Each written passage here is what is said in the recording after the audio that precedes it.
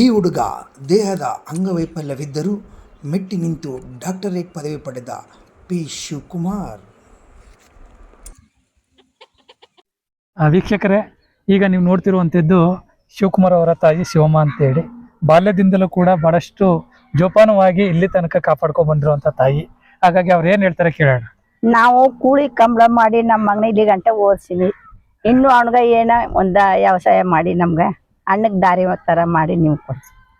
ಇದು ಈ ರೀತಿ ಆಗಿರುವಂತದ್ದು ನಿಮ್ಗೆ ಏನಾದ್ರು ನೋವು ಆಗ್ತಾ? ನೋವು ಆಯ್ತದ ಸ್ವಾಮಿ, ಆಯ್ತದ ನೋವು. 30 ವರ್ಷದಿಂದ ನಾವು ಕೂಲಿ ಮಾಡಿ ಈ ತರ ಇದ್ರು ನಮ್ಗೆ ಈ ಮಟ್ಟಿಗೆ ತಂದಿವಿ. ನಿಜವಾಗಿಯೂ ಕೂಡ ನಾವು ಈ ಸಂದರ್ಭದಲ್ಲಿ ನಿಮ್ಗೆ ಧನ್ಯವಾದ ತಿಳಿಸ್ತಾ ಇದೀವಿ. ಯಾಕೆಂತ ಹೇಳಿದ್ರೆ ಶಿವಗೆ ಒಂದು ಉನ್ನತವಾದಂತ ಶಿಕ್ಷಣವನ್ನ ನೀವು ಪೋಷಕರಾಗಿ ನೀಡಿದ್ದೀರಾ, ಇತರಿಗೂ ಕೂಡ ನೀವು ಮಾದರಿ ಆಗಿದ್ದೀರಾ. ಇಂಥ ವ್ಯಕ್ತಿಯನ್ನ ಪಡೆದಂತ ನೀವೇ ಧನ್ಯವಾದಗಳು. ಇವರೇ ಕೂಡ ಇತರ ನಮ್ಮ ಎಲ್ಲಾ ಯುವಕರಿಗೂ ಕೂಡ ಪ್ರೇರಣೆ ಮತ್ತು ಸ್ಫೂರ್ತಿ ಅಂತ ಹೇಳ್ತಾ ಇದ್ದೀನಿ. ನಮಸ್ಕಾರ. ನಮಸ್ಕಾರಪ್ಪ. ನಮ್ಮ ಮಗನಿಗೆ ಒಂದು ಅನ್ನಕ್ಕೆ ದಾರಿ ಮಾಡ್ಕೊಡಪ್ಪ. ಇವಾಗ್ಲೂ 2 ತಿಂಗಳು 3 ತಿಂಗಳಿಗೆ ಒಂದ್ಸಲ ಗ್ಯಾಸ್ಟ್ರಿಕ್ನಾಗ ಬರ ನಾನು ಇಲ್ಲೆಲ್ಲ ಜುಡ್ದು ಅವ್ನಿಗೆ ಹಾಸ್ಪಿಟ್ಲ್ ಸುರಿತಾವ್ನಿ. ಅವ್ರ ತಂದಗೂ ಹುಷಾರಿಲ್ಲ. ನಾವ್ ಎಲ್ಲಾನು ನೋಡ್ಕೊಂಡ್ ಹೋಯ್ತೀವಿ. ನಮ್ಮ ಮಗನ್ಗ ನಿಮ್ಗೆ ದಯವಿಟ್ಟು ಸಹಾಯ ಮಾಡ್ತೀವಿ.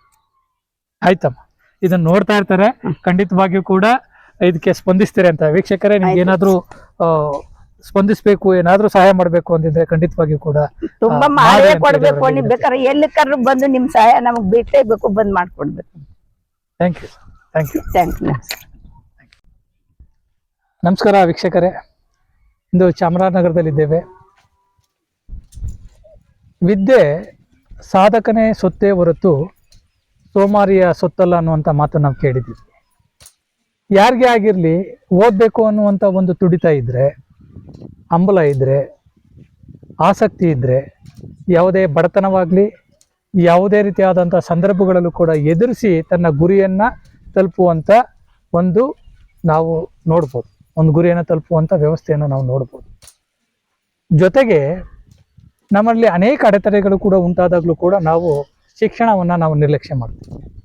ಅದು ಆರೋಗ್ಯದ ಸಮಸ್ಯೆ ಆಗಿರ್ಬೋದು, ಹಣಕಾಸಿನ ಸಮಸ್ಯೆ ಆಗಿರ್ಬೋದು, ಅಥವಾ ಆರ್ಥಿಕ ಸಮಸ್ಯೆ ಆಗಿರ್ಬೋದು. ಎಲ್ಲವನ್ನು ಕೂಡ ನಾವು ಭರಿಸಿದ್ರೆ ಆರೋಗ್ಯ ಸರಿ ಇಲ್ಲ ಅಂತ ಹೇಳಿದ್ರೆ ನಾವು ಸಂಪೂರ್ಣವಾಗಿ ಶಿಕ್ಷಣವನ್ನು ನಾವು ನಿರ್ಲಕ್ಷ್ಯ ಮಾಡಿ ನಮ್ಮ ಆರೋಗ್ಯದ ಕಡೆ ಹೆಚ್ಚು ಗಮನವನ್ನು ಕೊಡ್ತೀವಿ. ಆದರೆ ಮಾನಸಿಕ ಮತ್ತು ದೈಹಿಕವಾಗಿ ತೊಂದರೆಗಳಾದರೂ ಕೂಡ ನಾವು ಶಿಕ್ಷಣವನ್ನು ದೂರ ಮಾಡ್ತೀವಿ. ಆದರೆ ನಮ್ಮಲ್ಲಿ ಈಗ ಇರುವಂಥ ವ್ಯಕ್ತಿ ಭಾಳಷ್ಟು ಒಳ್ಳೆಯ ವ್ಯಕ್ತಿಯನ್ನು ನಿಮ್ಮ ಮುಂದೆ ನಾನು ಪರಿಚಯ ಮಾಡ್ತಾ ಇದ್ದೀನಿ ಅಂತ. ಯಾಕೆ ಕಾರಣ ಏನು ಅಂತ ಹೇಳಿದ್ರೆ, ಆರ್ಥಿಕವಾಗಿ ತೊಂದರೆಯಲ್ಲಿದ್ದರೂ ಕೂಡ, ಕೃಷಿಕನಾದರೂ ಕೂಡ, ದೈಹಿಕವಾಗಿ ನ್ಯೂನತೆ ಒಳಗೊಂಡಿದ್ರೂ ಕೂಡ ಓದಿನಲ್ಲಿ ತನ್ನ ಗುರಿಯನ್ನು ಸಾಧನೆ ಮಾಡಿದಂಥ ವ್ಯಕ್ತಿ, ಅದೇ ನಮ್ಮ ಡಾಕ್ಟರ್ ಶಿವಕುಮಾರ್. ಈ ಒಂದು ಕಾರ್ಯಕ್ರಮಕ್ಕೆ ನಾವು ಡಾಕ್ಟರ್ ಶಿವಕುಮಾರ್ ಅವ್ರನ್ನ ನಿಮ್ಮ ಮುಂದೆ ಪರಿಚಯಿಸ್ತಾ ಇದ್ದೀವಿ. ಹಾಗಾಗಿ ಅವ್ರಿಗೆ ಈ ಕಾರ್ಯಕ್ರಮಕ್ಕೆ ಸ್ವಾಗತ. ಶಿವಕುಮಾರ್, ನೀವು ಓದಿನಲ್ಲಿ ಭಾಳ ಗೊತ್ತಿದೆ, ಓದೋದ್ರಲ್ಲಿ ಮುಂದಿದೆ ಅಂತೇಳಿ. ನಿಮಗೆ ಈ ಒಂದು ದೈಹಿಕವಾದಂಥ ಪಲ್ಸ್ ಪೋಲಿಯೋ ಯಾವ ವಯಸ್ಸಿನಲ್ಲಿ ಅಟ್ಯಾಕ್ ಆಯಿತು ನಿಮ್ಗೆ ತಿಳಿದಂಗೆ ನೆನಪಿದೆಯಾ? ನೆನಪಿದೆ ಸರ್. ನಮ್ಮ ತಂದೆ ತಾಯಿಯವರು ಹೇಳುವ ಮೂಲಕ ನನಗೆ 3 ವರ್ಷ ಇದ್ದಾಗ ಮಗು ಮಲಗಿದಾಗ, ಒಂದು ತೊಟ್ಲಲ್ಲಿ ಮಲಗಿದಾಗ ಹಿಂಗೆ ಎದ್ಸಿದ್ದಾರೆ. ಅವಾಗ ಎದ್ದಕ್ ಆಗ್ಲಿಲ್ಲ, ನಿಲ್ಸಿಲ್ಲ, ನಿಲ್ಲಕ್ಕಾಗಿಲ್ಲ. ಅವಾಗ ಡಾಕ್ಟರ್ ಕನ್ಸಲ್ಟ್ ಮಾಡಿದಾಗ ನಿಮ್ಮ ಮಗುಗೆ ಪೋಲಿಯೋ ಅಟ್ಯಾಕ್ ಆಗಿದೆ, ನೀವು ಪೋಲಿಯೋ ಡ್ರಾಪ್ಸ್ ಹಾಕ್ಸೇ ಇರೋದ್ರಿಂದ ಅವ್ನ ಕಾಲಿನ ನ್ಯೂನ್ಯತೆಗೆ ಒಳಗಾಗಿದೆ ಅಂತ ಹೇಳಿದ್ರು. ಸೊ ನಾನು ಹುಟ್ಟಿದ 3ನೇ ವರ್ಷದಿಂದ ನನಗೆ ಪೋಲಿಯೋ ಸಮಸ್ಯೆಯಿಂದ ಬಳಲಕ್ಕೆ ಶುರುವಾಗಿದೆ. ಆಗ ಆರ್ಥಿಕವಾಗಿ ನೀವು ಸಫಲರಾಗಿದ್ರ? ಹಣಕಾಸಿನಲ್ಲಿ ಏನಾದ್ರು? ಹಣಕಾಸಿನಲ್ಲಿ ನಾವು ಸ್ವಲ್ಪ ಸಫಲರಾಗೇ ಇದ್ವಿ. ಅವಾಗ ಕೃಷಿಯನ್ನ ಚೆನ್ನಾಗಿ ನಡೆಸ್ತಾ ಇದ್ವಿ. ನಮ್ಮ ಅಪ್ಪ ಕೃಷಿ ಚಟುವಟಿಕೆ ಚೆನ್ನಾಗಿತ್ತು. ಹಾಗೂ ಇಟ್ಟಿಗೆ ಗೂಡು ನಡೆಸುವಂತ ಕಾರ್ಯಕ್ರಮಗಳು ನಡೀತಾ ಇದ್ವು. ಹಾಗಾಗಿ ಆರ್ಥಿಕವಾಗಿ ನಾವು ಸ್ವಲ್ಪ ಸಫಲರಾಗಿದ್ರಿ. ಅವಾಗ ಒಂದು ಹಾಸ್ಪಿಟಲ್ ಎಲ್ಲ ತೋರಿಸಿ ನಾನು ಒಂದು 6ನೇ ತರಗತಿಗೆ ಬರುವಷ್ಟರಲ್ಲಿ ನಡೆಯಂಗ್ ಮಾಡ್ಬೇಕು ಅಂತ ಆಪರೇಷನ್ ಎಲ್ಲ ಮಾಡಿಸಿ JSS ಮೆಡಿಕಲ್ ಕಾಲೇಜ್ ಮೈಸೂರಲ್ಲಿಂದ ಸಜೆಷನ್ ತಗೊಂಡು JSS ಆಸ್ಪತ್ರೆಯಲ್ಲೇ ಒಂದು 2 ಕಾಲುಗಳನ್ನ ಆಪರೇಷನ್ ಮಾಡುವ ಒಂದು ಪ್ರಕ್ರಿಯೆಗೆ ಒಳಪಟ್ಟೆ. ತದನಂತರ ಕ್ಯಾಲಿಫರ್ಸ್ 2 ಕಾಲಿಗೆ ಕ್ಯಾಲಿಫರ್ಸ್ ನ ಹಾಕೊಂಡು ಈ ಸ್ಟಿಕ್ ಮೂಲಕ ನಾನು ನಡೆಯುವಂತ ಪ್ರಯತ್ನವನ್ನು ಮಾಡ್ತಾ ಇದ್ದೆ. ಈಗ ಮಾಡ್ತಿರುವಂತದ್ದು. ಸೊ ನೀವು ನೋಡಿದಾಗ ಬೇರೆ ಮಕ್ಕಳನ್ನ, ಈ ಸಂದರ್ಭದಲ್ಲಿ ಮಕ್ಕಳು ಅಂತ ಹೇಳಿದಾಗ ಆ ವಯಸ್ಸಿನಲ್ಲಿ ಮಕ್ಕಳು ಶಾಲೆಗೆ ಹೋಗ್ತಾ ಇರ್ತಾರೆ. ಅಂತ ಸಂದರ್ಭದಲ್ಲಿ ನೀವು ಬೇರೆ ಮಕ್ಕಳು ನೋಡಿದಾಗ ಎಲ್ಲೋ ಒಂದ್ ಕಡೆ ನಾನು ಶಾಲೆಗೆ ಹೋಗ್ಬೇಕು ಅನ್ನುವಂತ ನೋವು ನಿಮ್ಮಲ್ಲಿ ಕಾಡ್ತಿತ್ತ? ನಾನ್ ಸಹಜವಾಗಿ ಎಲ್ಲಾ ಮಕ್ಕಳು ಬೆಳೆಯಂಗೆ ಬೆಳೆದೆ. ಹಾ ಅಂಗವೈಕಲ್ಯತೆ ನಂಗೆ ಓಡಾಡಕ್ ಮಾತ್ರ ತೊಂದರೆ ಆಯ್ತು. ಹಾ ಬಟ್ ನಮ್ಮ ತಂದೆಯವರು ಸೈಕಲ್ ಎಲ್ಲ ವ್ಯವಸ್ಥೆ ಇರೋದ್ರಿಂದ ನನ್ನನ್ನು ಎಲ್ಲರಂತೆ ಶಾಲೆಗೆ ಸೇರಿಸಿ ಅವರು ಬೆಳಿಗ್ಗೆ ಮತ್ತು ಸಂಜೆ ಕರ್ಕೊಂಡೋಗಿ ಕರ್ಕೊಂಡು ಬರುವಂತ ವ್ಯವಸ್ಥೆಯನ್ನ ಮಾಡಿಕೊಟ್ಟಿದ್ರು. ಹಂಗಾಗಿ ನನಗೂ ಆಸೆ ಇತ್ತು. ಅದರಂತೆ ನಾನು ಪ್ರಾಥಮಿಕ ಶಿಕ್ಷಣ ಚಾಮರಾಜನಗರ ಜಿಲ್ಲೆ PWD ಶಾಲೆಯಲ್ಲಿ ಪಡೆದೆ. ನಾನು ನಿಮ್ಮ ಪ್ರೌಢಶಾಲೆ ಇಲ್ಲಿ ಪ್ರೌಢಶಾಲೆ ಇಲ್ಲಿ ಚಾಮರಾಜನಗರದ JSS ಹೈಸ್ಕೂಲ್ ಹೈಸ್ಕೂಲಲ್ಲಿ, ಹಾಗೇನೆ ಕೂಡ ಡಿಗ್ರಿ ಈ ರೀತಿಯಾದಂತ ಶಿಕ್ಷಣ. ತದನಂತರ government PU college for boys ಅಲ್ಲಿ PU ಶಿಕ್ಷಣವನ್ನು ಪಡೆದೆ. ಅಲ್ಲೇ ಪಕ್ಕದಲ್ಲೇ ಪದವಿ ಶಿಕ್ಷಣವನ್ನು ಸಹ ಚಾಮರಾಜನಗರದಲ್ಲೇ ಪಡೆದೆ. ತದನಂತರ ವೃತ್ತಿ ಶಿಕ್ಷಣವನ್ನ ನಾನು ಸೆಲೆಕ್ಟ್ ಮಾಡ್ಕೊಳ್ಬೇಕಾದ ಒಂದು ಸಂದರ್ಭ ಬಂತು. ಆಗ ನಾನು JSS B.Ed college for boys ಚಾಮರಾಜನಗರದಲ್ಲಿ ನಾನು B.Ed ಶಿಕ್ಷಣವನ್ನು ಸಹ ಪೂರೈಸಿದೆ. ಈಗ ನಾನು ಚಾಮರಾಜನಗರದಲ್ಲೇ ಪ್ರಾಥಮಿಕ, ಪ್ರೌಢ, PUC ಮತ್ತು ಪದವಿ ಹಾಗೂ B.Ed ತರಬೇತಿಯನ್ನು ಸಹ ಇಲ್ಲೇ ಆಗಿದೆ.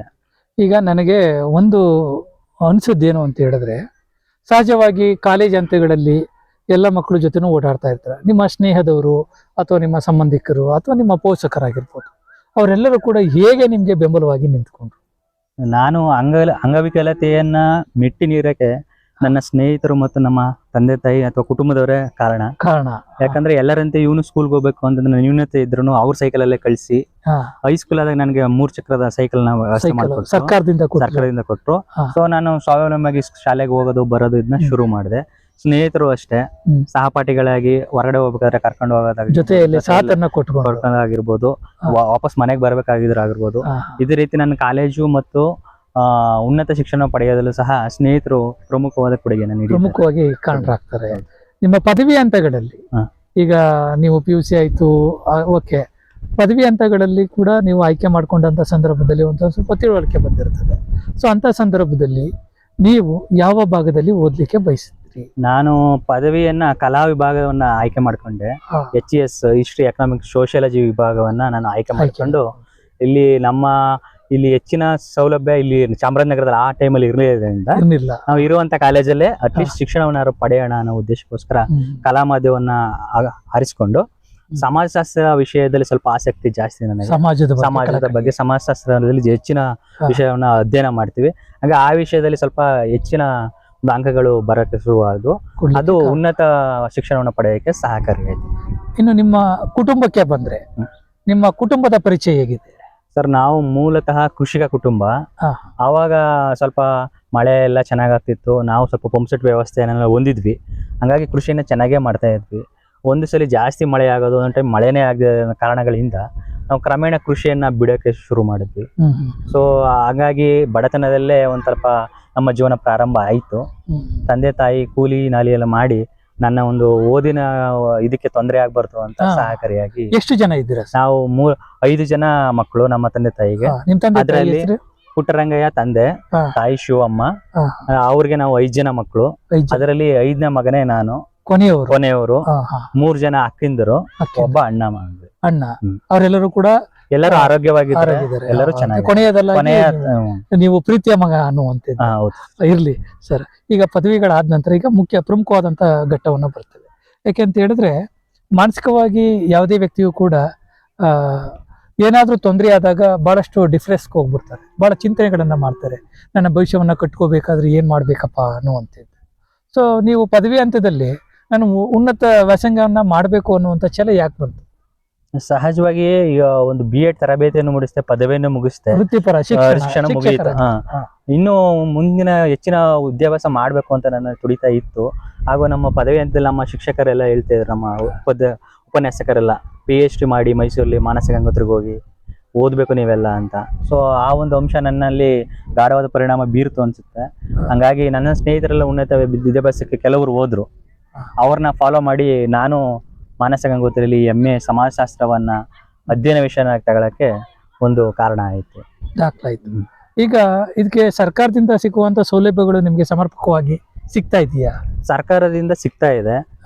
ಆ ಟೈಮಲ್ಲಿ ನಮಗೆ ತ್ರಿಚಕ್ರ ವಾಹನ ಆಗಿರ್ಬೋದು, ವರ್ಷದಲ್ಲಿ ಸ್ಕಾಲರ್ಶಿಪ್ ಅನ್ನ ಕೊಡೋದಾಗಿರ್ಬೋದು, ಇಂತ ಹಾಗೂ ಹಾಸ್ಟೆಲ್ ವ್ಯವಸ್ಥೆ ಆಗಿರ್ಬೋದು, ಈ ರೀತಿ ಸರ್ಕಾರದಿಂದ ಏನ್ ಸವಲತ್ತುಗಳು ಸಿಗ್ತಾ ಇದೆ ಅದೆಲ್ಲ ಪಡ್ಕೊಂಡೆ ನಾನು ಈ ಶಿಕ್ಷಣವನ್ನ ಪೂರೈಸಕ್ಕೆ ಸಹಕಾರಿಯಾಯಿತು. ಒಳ್ಳೇದು ಸರ್.